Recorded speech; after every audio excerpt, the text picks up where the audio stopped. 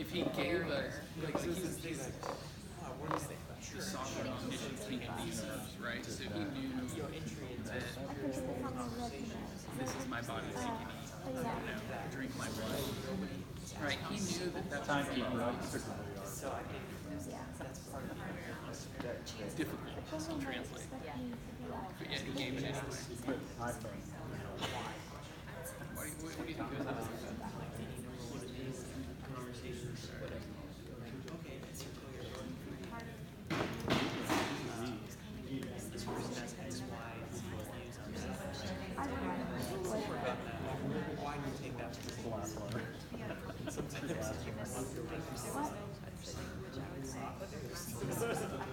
Sounded like what I was supposed to say.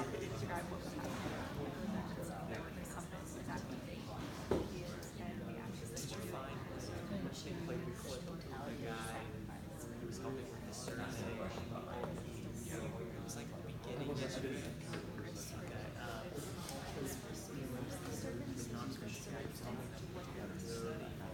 Okay, so if that's true then, could it not also be true today?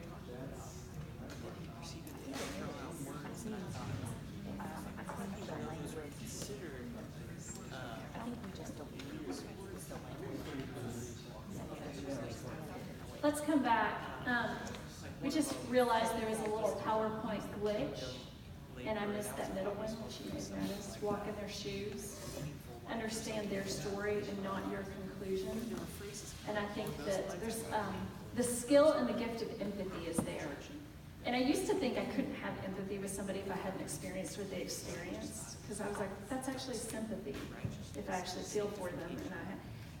It was interesting. There's an interesting video that Brene Brown has done, an animated video about empathy, and it helped me to realize, you know what, I can empathize with anybody, even if I have not experienced what they have experienced, because I have my own woundedness and my own pain in my story and in my life, and that might be the common ground of what has devastated me, what has wounded me to such a level, or what can I celebrate? I can't celebrate the same thing you can, but I can have empathy and celebrate with you. And I think as you're having conversations, are you on the same side with them? Are you trying to walk in their shoes? Are you kind of stepping back and kind of going, how would I judge? How would I kind of size them up?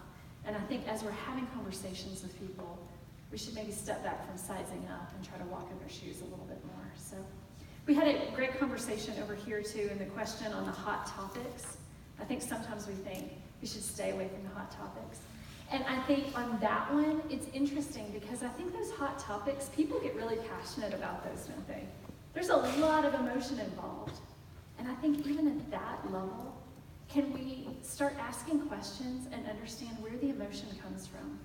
What's part of their story that's led them to become an activist in that area? Or somebody that holds an opinion so deeply. I don't have to agree with you to have a conversation about why you feel so deeply about what you feel and what you think. Those are some opportunities that we have to build bridges and to talk more deeply.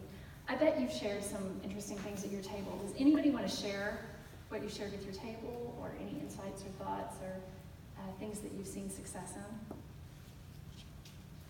Can I ask a question? Sure. So the guy who helped with the survey, the very first video, he said, I don't even know what kind of words that you're using, but then he proceeded to say words that I didn't even think were in that category. So like you said, a blind spot, we were saying, well, yeah, you don't say sin and righteousness and sanctification. Could you remind me, like there was other flourishing, words, kingdom citizen, lost, movements. I know in Peru we talk about movements. And sometimes, depending on the context, that could be understood. If you're talking to somebody who also is into some kind of political movements and talking about movements, that can be a little bit weird for people. I mean, the honest truth of it is, Cru used to be called Campus Crusade for Christ. We had to change our name based on the language and how the name of our organization was becoming a barrier unnecessarily to the way people received us and understood us. So, but that wasn't an exhaustive list, as you can imagine. I think a lot of it is like asking people if they, we been talking? Have I used it? Have I said anything? We kind of do it all the time. And so having the expectation that you're going to just completely eradicate that from your vocabulary and your conversations is an unrealistic expectation, I would say. But just be aware when you do that. Be aware that that's going to be something that you might need to clarify, I would say. Anybody else? Any other thoughts you want to share from your table? Blake asked an interesting question. Yeah, sure, you can say whatever. Put I you don't on know the which spot. question I asked. We're talking about this idea that biblical language, this is a perfect segue, is often a barrier to sharing the gospel, right? So Blake asked, well, if it's a barrier to sharing the gospel, why did Jesus give it to us? Drink my blood, eat my body, this is my body, broken for you, washed by the blood. I mean, very confusing language to someone who doesn't have the context for it. So we attempted to kind of discuss that at our table. Thought I'd throw it out there. It's a great conversation. I think we could talk for a long time about that. What did she say? Okay, so if there are words like that are a barrier to be understood or kind of could be offensive to people or not understood by people, there are terms like washed by the blood or take my body, eat my body, drink my blood, things like that that Jesus said. Like, it's just an interesting conversation on some language. And I think some of it, doesn't it depend on the audience he was talking to? I think sometimes when he was talking to, say, the woman at the well, Right. he used super simple language, everyday language, things that she was talking about. I mean, he kind of went off of things that she was discussing, and some of the narratives and some of the stories are super simple language. And then sometimes the audience, it was a little bit more like he was kind of needing them to realize that they weren't as righteous as they thought they were. I don't know. I'm sure there are pastors and theologians in our midst who might have other thoughts as well. If anybody else wants to speak to that. Any other thoughts on that question? Oh, it just makes me think of 1 Corinthians 1:21. For since the wisdom of God, the world through its wisdom did not come to know God, God was well pleased through the foolishness of the measure preached to save those who believe. So just kind of the idea that it's really not about the words, and that's like the possible argument, like, is like God opens eyes to people like us. I think that's great, and I think with even that is that posture idea. Again, it's not necessarily, are we saying all the right words or not using these certain words, but what kind of posture do we have? Excuse me.